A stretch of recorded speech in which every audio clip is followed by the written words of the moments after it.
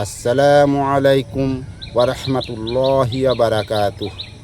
প্রিয় দিনী ভাই ও বোনেরা, আজ আমাদের সমাজ কোন দিকে যাচ্ছে আমরা কি একটু ভেবে দেখেছি? যে জীবনের জন্য আমরা দিন রাত ছুটে চলেছি, সেই জীবনটা যে কোনো সময় শেষ হয়ে যেতে পারে। আজ আমাদের চারপাশের মানুষগুলো নামাজ ছেড়ে দিচ্ছে, সুন্নাহ থেকে দূরে চলে যাচ্ছে, অথচ আমাদের সৃষ্টিকর্তা আমাদেরকে সৃষ্টি করেছেন একমাত্র উনার ইবাদতের জন্য। পবিত্র কুরআনের সূরা আনকাবুতের ৫৭ নম্বর আয়াতে স্পষ্ট বলেছেন, কুল্লু নাফসিন যালিকাতুল মাউত সুম্মা ইলাইনা তুরজাউন। জীব মাত্রই মৃত্যু স্বাদ গ্রহণকারী, অতঃপর তোমরা আমারই কাছে প্রত্যাবর্তিত হবে। এই ধ্রুব সত্যটা কি আমরা ভুলে গেছি?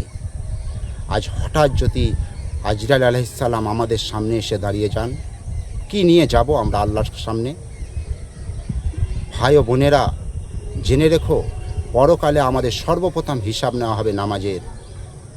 অথচ আজ আমরা সামান্য দুনিয়াবি বাহানায়, ব্যবসার বাহানায় কিংবা মোবাইল স্ক্রল করতে করতে ফরজ নামাজগুলো অবহেলায় ছেড়ে দিচ্ছি। রসুল সাল্লাল্লাহু আলাইহি ওয়াসাল্লাম বলেছেন, বান্দা এবং কুফর ও শিরিকের মধ্যে পার্থক্য হলো নামাজ ছেড়ে দেওয়া। নামাজ ছাড়া একজন মুসলমানের জীবনে বরকত আসতে পারে না। আপনি যতই টাকা আয় করুন না কেন, আপনার মনে শান্তি থাকবে না আপনি যদি আল্লাহর সিজদা থেকে দূরে থাকেন। তাই আসুন আজই আমরা প্রতিজ্ঞা করি, পরিস্থিতি যাই হোক না কেন আমরা নামাজ ছাড়ব না। আমরা অনেকেই মনে করি ইবাদত করলেই বুঝি জান্নাতে যাওয়া যাবে, কিন্তু মনে রাখবেন, ইসলাম শুধু নামাজের নাম নয়। ইসলাম হলো মানুষের সাথে সুন্দরভাবে আচরণের নাম। আমাদের প্রিয় নবী মুহাম্মদ সাল্লাল্লাহু আলাইহি সাল্লাম উনার জীবনদশায় কোনো দিন কারোর সঙ্গে কোনো রকম কোনো খারাপ ব্যবহার করেননি।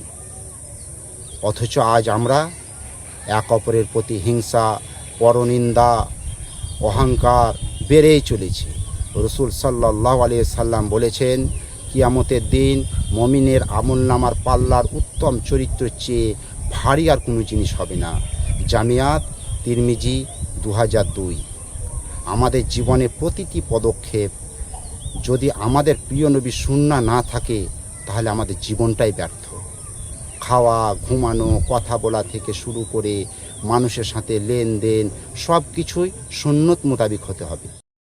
প্রিয় ভাই বোনেরা, এই দুনিয়া আমাদের স্থায়ী বাসস্থান নয়।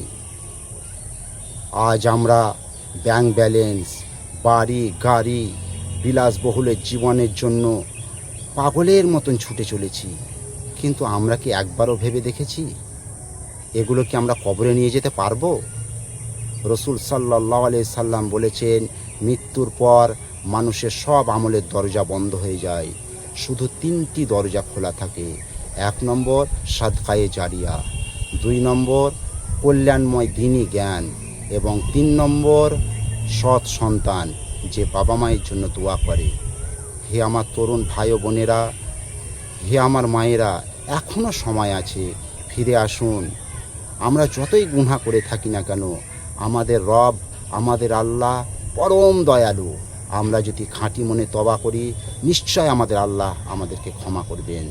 5 ওয়াক্ত নামাজ আমরা সময় মতো আদায় করি, মানুষের সাথে সুন্দর আচরণ করি এবং রাসূলুল্লাহ সাল্লাল্লাহু আলাইহি সাল্লামের সমস্ত সুন্নতকে মনে রাখবেন। মৃত্যুর ফেরেশতা যখন আপনার সামনে চলে আসবে, আর 1 সেকেন্ডও সময় পাবেন না। আল্লাহ আমাদের সবাইকে সঠিক বুঝদান করুন এবং খাঁটি মুসলিম হিসাবে শেষ নিঃশ্বাস ত্যাগ করার তৌফিক দান করুন, আমিন। প্রিয় দিনী ভাই ও বোনেরা, আমাদের এই ছোট্ট প্রচেষ্টার মূল উদ্দেশ্য হলো আল্লাহর বাণী আর নবীর সুন্নাহকে সবার মাঝে ছড়িয়ে দেওয়া। এই মহৎ কাজে শরিক হতে এবং পরবর্তী ইসলামিক ভিডিওগুলো সবার আগে পেতে অনুগ্রহ করে ভিডিওটি একটি লাইক দিন এবং চ্যানেলটি সাবস্ক্রাইব করুন। আপনার বন্ধুদের সাথে শেয়ার করে দিন প্রচারে অংশগ্রহণ করুন। আসসালামু আলাইকুম ওয়া রাহমাতুল্লাহ।